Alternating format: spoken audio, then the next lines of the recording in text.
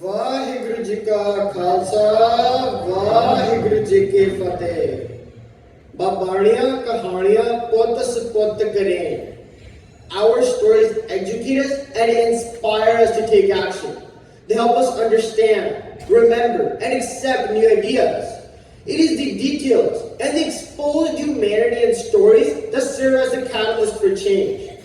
They help us improve our value system, and we tend to become grounded in things that are important to us. Sardar Jaswant Singh Khalra was fortunate to have a Bapuji who shared important Sakhis of Sikh history with him.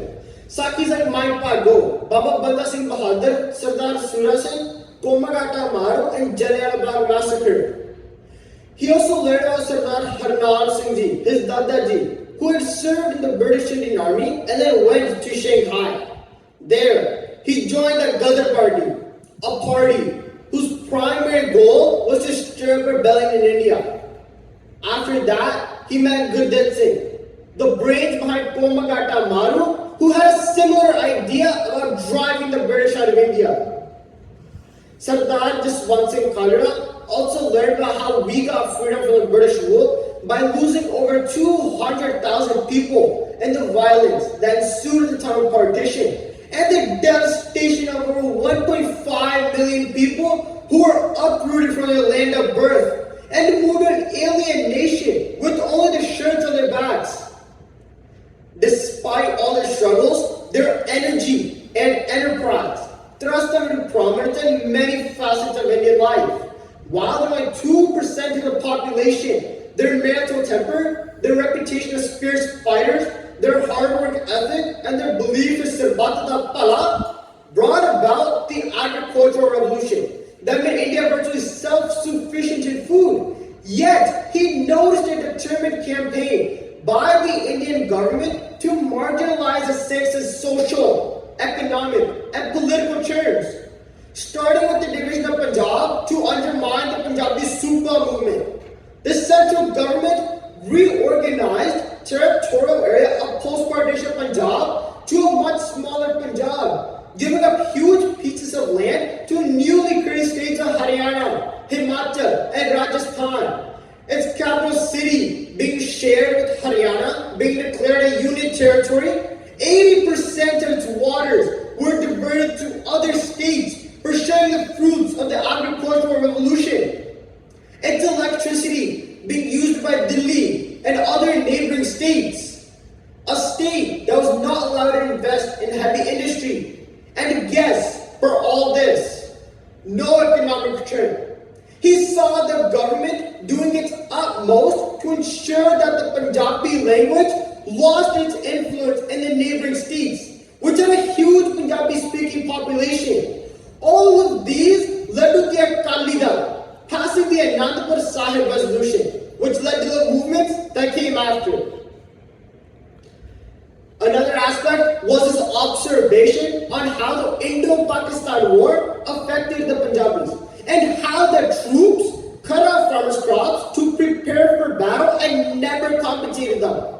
He was so sad to see the bloodshed on both sides, where the rich and privileged just declare war, and the poor, who are the ones who suffer from the war. He again witnessed the Kalukara of June and November 1984 that left a deep scar in his mind. He saw as the mobs, instigated by Rajiv Gandhi and the Congress Party, rampaged through the streets of Delhi and other cities across India, destroying businesses and homes owned by Sikhs, defilling the Gurdwaras, burning Guru Sahib Swarups, putting burning tires on Sikh men, gang raping Sikh women, and creating orphans of an entire generation of Sikhs. The government just sat by, watched, and actively supported the murdering mobs.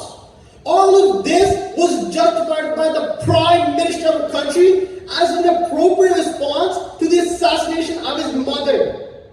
Then came the period of insurgency of Punjab that stretched from 1984 for a decade.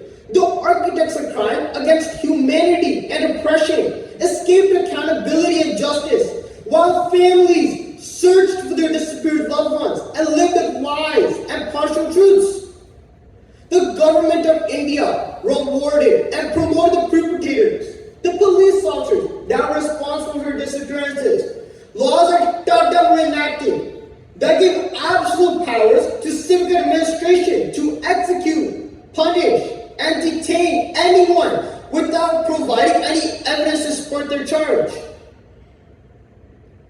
Sardar Jaswant Singh Khadra was one of those people who believed that the survivors of gross human rights violators can now live as free and respected citizens of a country until impunity ends and justice is served. Andare Deepak Chahiya, Kat Deepak Rahiya Samai. He is the lamp that shed the light on all the human rights abuses by painstakingly uncovering the evidence of thousands of illegal cremations. He shed the light by bringing it to the notice to the rest of the world by traveling to Europe and Canada and sharing the information with the legislators in those countries. It is his work that has led the human rights groups to collect extensive, qualitative evidence about the types of abuses committed by Indian security forces and the impunity that has persisted in Punjab. Throughout Sikh history, we have seen the Sikhs taking a stand for the oppressed and raging against injustice. Despite heavy odds, it has never been about numbers. It has always been about the values, about the principles, and about doing what is right. Guru Nanak Padsha showed us a path by taking a stand against Babur. Guru Arjan Padsha taking a stand against Jahangir. Guru Har Gobind Padsha showing us a path of Miri Piri. Guru Tegh Bahadur Padsha sacrificing his life for religious freedom. And Guru Gobind Singh Ji sacrificing his entire family for the Khalsa Panth that questioned the order that had been set for generations. If we look at the movements of Punjab during the 1980s and 90s and the recent farmers' protests, we come to recognize the similarities. Yet in reality, they were aimed at disposing of from their land, taking away the one source of income that they know best because of their aggregate roots and leave no legal recourse for them when the big industrialists were to abuse their powers. The farmers were once again labeled as terrorists for coming out onto the roads and protesting peacefully for 18 months, weathering the chilly winters, being drenched in the monsoon rains, trying to survive the sweltering summer sun, determined in the resolve despite numerous provocations, despite a government that threatened them in every possible way.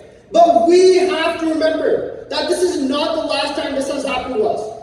We need to learn from our past actions and ensure that the future generations can learn from our past actions. Vaheguru Ji Ka Khalsa, Vaheguru Ji Ki Fateh.